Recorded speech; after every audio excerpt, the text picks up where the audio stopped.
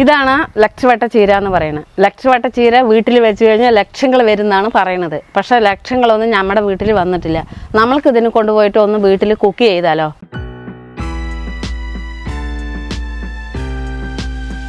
Hi, പാടി കിച്ചണിലേക്ക് എല്ലാവർക്കും സ്വാഗതം. ഞാനിന്ന് ആരും കുക്ക് ചെയ്യാത്ത ഒരു സാധനമാണ് ഞാൻ കുക്ക് ചെയ്യാൻ പോണത്. അതായത് അതിന് പേര് ഫിസോണിയ എന്നും പറയും. നമ്മുടെ നാട്ടിൽ പറയുകയാണെങ്കിൽ ലച്ചവട്ട ചീര എന്നും പറയും. കഴിക്കാനായിട്ട് നമുക്ക് അടിപൊളി ടേസ്റ്റിയും ആയിരിക്കും. പിന്നെ ഒരു കാര്യം പറയാനുള്ളത്, ഇത് ഒരുപാട് മരുന്നുകൾക്കൊക്കെ യൂസ് ചെയ്യുന്ന സാധനങ്ങളാണ്. അതായത് എല്ലാവർക്കും കഴിക്കാൻ പറ്റും, ചെറിയ കുട്ടികൾക്കടക്കം കഴിക്കാൻ പറ്റും.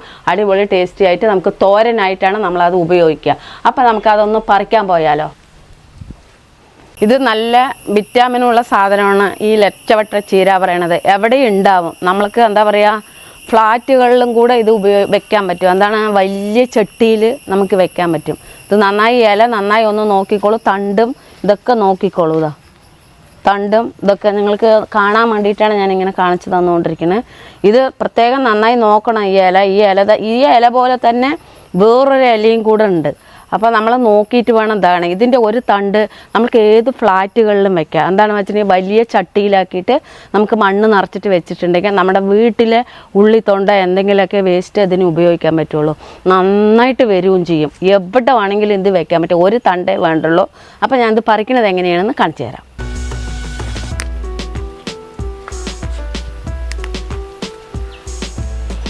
ഇത് വന്നിട്ട് അധികം ശ്രീലങ്കയിലൊക്കെയാണ് ഇത് അധികം കാണപ്പെടുക. ഈ ചെടി വന്നിട്ട് ശ്രീലങ്കയിൽ നമ്മുടെ ഒരു സുഹൃത്തുണ്ടായിരുന്നു. അപ്പോൾ ഒരു തണ്ട് എനിക്ക് കൊണ്ട് തന്നതാണ്.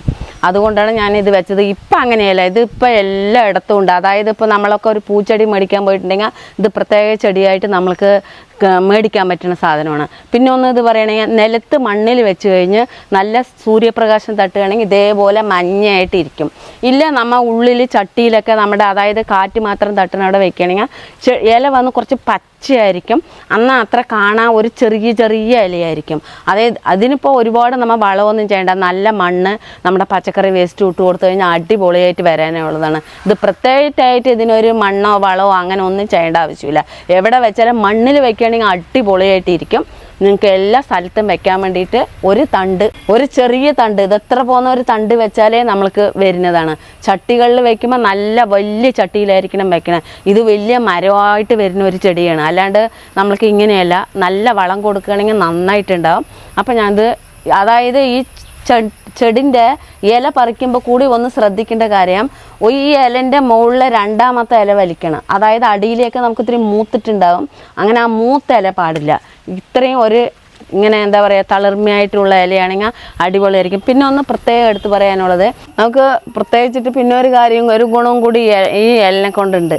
ഈ ഇല വന്നിട്ട് നമുക്കിത് അങ്ങനത്തെ തണുത്ത ഇല, അതായത് ഇതിൻ്റെ ഏറ്റവും മേലത്തെ നല്ല തളിർത്ത ഇല എടുത്തിട്ട് ഇതിൻ്റെ നെട്ടിയൊന്നും പാടില്ല. ഈ ഇല മാത്രം നല്ല അരിഞ്ഞ് പൊടിയായി അരിഞ്ഞിട്ട് പച്ചമുളക് അരിയണ പോലെ ഇത് അരിഞ്ഞു കഴിഞ്ഞാൽ നമുക്ക് മുട്ടയിലും കൂടെ ചേർത്തിട്ട് വർക്ക് അടിപൊളി ടേസ്റ്റി ആയിരിക്കും. പണ്ട് കാലഘട്ടങ്ങളിൽ മുരിങ്ങൻ്റെ ഇല ഇടുക. ഇപ്പം അതല്ല, ഈ ഇലയും കൂടി നമുക്ക് കിട്ടാൻ തുടങ്ങി. അത്രയും ടേസ്റ്റാണ് ഇത് കഴിക്കാൻ. അപ്പോൾ ഞാൻ ഈ ഇലയൊക്കെ ഒന്ന് പറിച്ചെടുക്കട്ടെ, എന്നിട്ട് ഞാൻ കാണിക്കാം.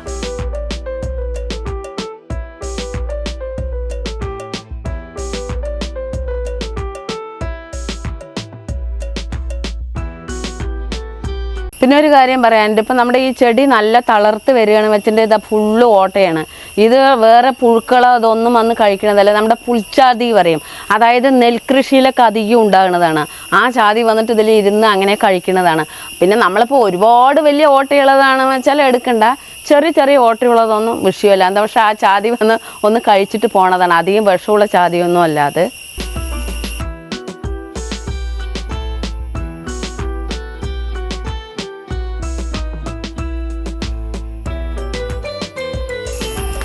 അപ്പോൾ അങ്ങനെ നമ്മൾക്ക് ഇത്രയും ചെടി എനിക്ക് മതിയായി. ഇത് നോക്കിക്കോളൂ, ഇത്രയും എനിക്ക് ഇല മതിയായി.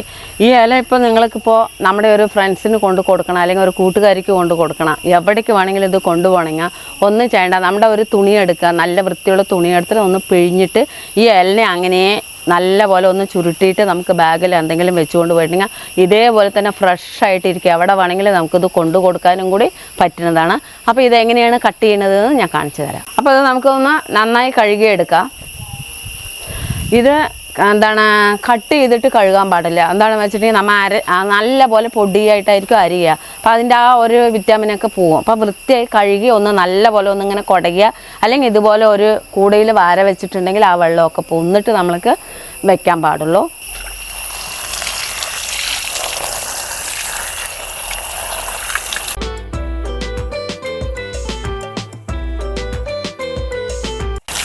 ഇപ്പോൾ അങ്ങനെ മഴ പെയ്യണ കാരണം ഈ ചെടികളിലൊന്നും അധികം പ്രാണികളും അതും ഇതൊന്നുമില്ല. അതേസമയത്ത് മഴയൊന്നും ഇല്ലെങ്കിൽ ഈ പൊടി കൊണ്ട് ഇതിൻ്റെ ഇലയിലൊക്കെ പൊടിയാവും. നല്ല പോലെ കഴുകണം. ഇപ്പം നമുക്ക് അത്ര കഴുകേണ്ട ആവശ്യമൊന്നുമില്ല.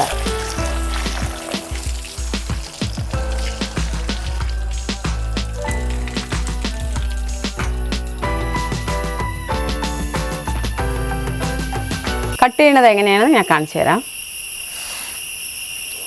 ഫസ്റ്റ് ഇതിൽ വെള്ളം ഉണ്ടെങ്കിൽ അങ്ങനെ ഒന്ന് കുടഞ്ഞിട്ട് ഇതിന് നല്ല പോലെ ഇങ്ങനെ അടുക്കിയെടുക്കുക.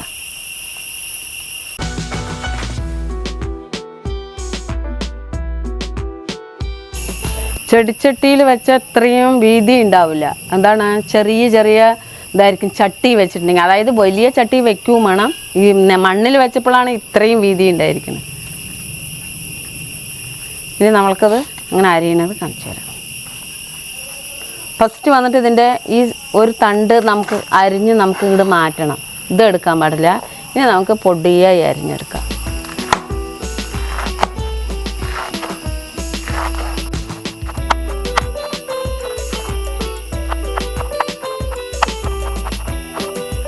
ഇതിങ്ങനെ അരിയുന്ന സമയത്ത് നല്ല മണം വരും. നല്ല ചീരൻ്റെ മണമായിരിക്കും.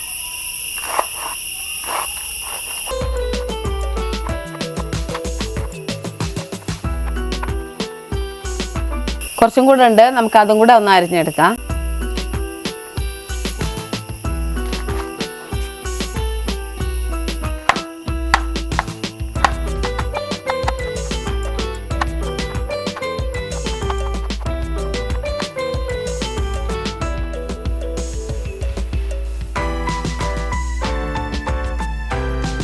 ഇനി നമുക്കിതിനെ എങ്ങനെയാണ് തോരൻ ഉണ്ടാക്കുന്നതെന്ന് ഞാൻ കാണിച്ചു തരാം. ഇനി നമുക്കിതിലേക്ക് എന്തൊക്കെയാണ് വേണ്ട സാധനങ്ങളെന്ന് ഞാൻ പരിചയപ്പെടുത്തി തരാം. ഫസ്റ്റ് വേണ്ടത് നമുക്ക് ചെറിയുള്ളി ഞാൻ അരിഞ്ഞു വെച്ചതാണ്, നോക്കിക്കോളൂ.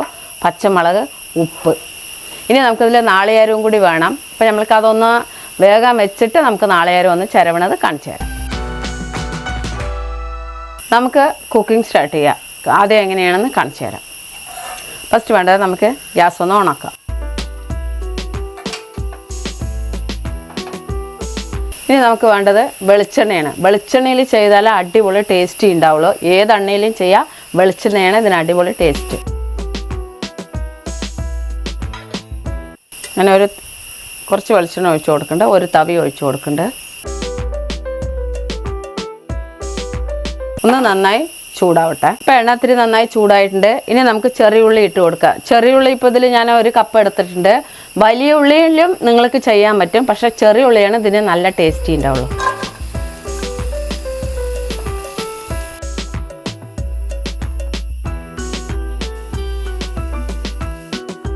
ഇനി നമുക്ക് പച്ചമുളക് ഇട്ട് കൊടുക്കാം. പച്ചമുളക് പറയുമ്പോൾ നിങ്ങൾക്ക് വറ്റൽ മുളക് ഇടുക, ഇടിച്ച മുളക് ഇടുക, അതായത് കാന്താരി മുളക് ഇടുക. ഓരോരുത്തർക്കും ഓരോ ഇഷ്ടമാണ്. മുളക് ഒന്നും പറ്റാത്തവർക്ക് കുരുമുളക് അടക്കം ഇട്ടിട്ട് നമ്മൾക്ക് ഈ തോരൻ ചെയ്യാൻ പറ്റും. ഞാനിപ്പോൾ ഒരു 6 പച്ചമുളക് നൈസായി അരിഞ്ഞത് ഇട്ട് കൊടുക്കുന്നുണ്ട്, എരിവ് അനുസരിച്ചിട്ട്.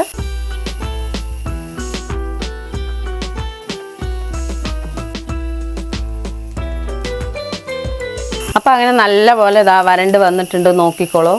ഇതാ ഇനി നമുക്ക് നമ്മുടെ ചീര ഇട്ട് കൊടുക്കാം. ഗ്യാസ് ഒന്ന് കമ്മിയിൽ വെച്ചിട്ട് വേണം നമുക്ക് ചീര ഇട്ട് കൊടുക്കാം. നോക്കിക്കോളൂ.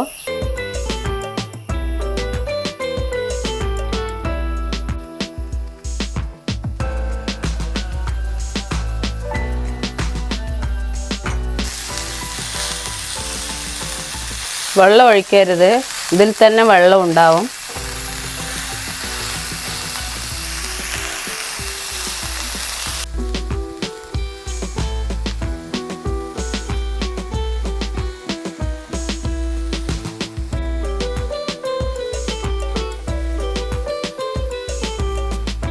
നമുക്ക് ലേശം ഉപ്പിട്ട് കൊടുക്കാം.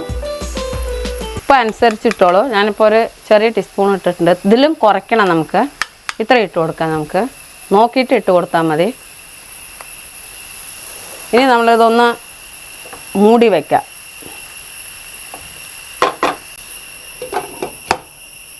വളരെ ചെറിയ തീയിലാക്കിയിട്ട് ഇതുപോലെ നമുക്ക് മൂടി വെക്കണം. വെള്ളം ഒരിക്കലും ഇതിൽ ഒഴിക്കരുത്, പ്രത്യേകം ഞാൻ പറയുന്നുണ്ട്. അപ്പോൾ നമുക്കൊന്ന് തുറന്ന് നോക്കാം.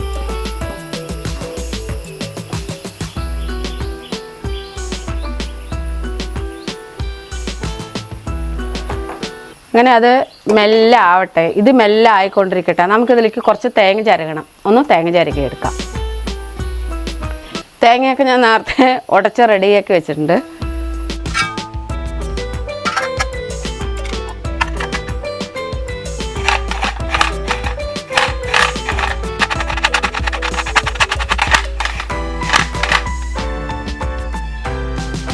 നമുക്കൊന്ന് തുറന്ന് നോക്കാം. നോക്കിക്കോളൂ.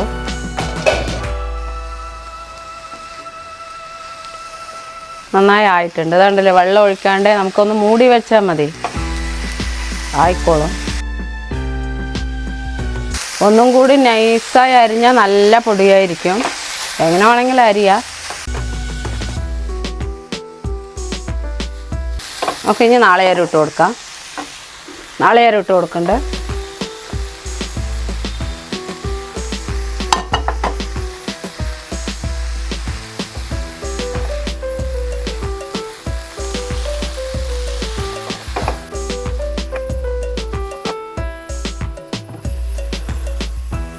അപ്പോൾ നമുക്ക് നാളികേരം കൂടി ഇട്ടതാണ്, ആയിട്ടുണ്ട്. ഒന്നും കൂടെ നമുക്ക് മൂടി വയ്ക്കാം. ഒരു മിനിറ്റ് കഴിയട്ടെ. നമുക്ക് തുറന്ന് നോക്കാം.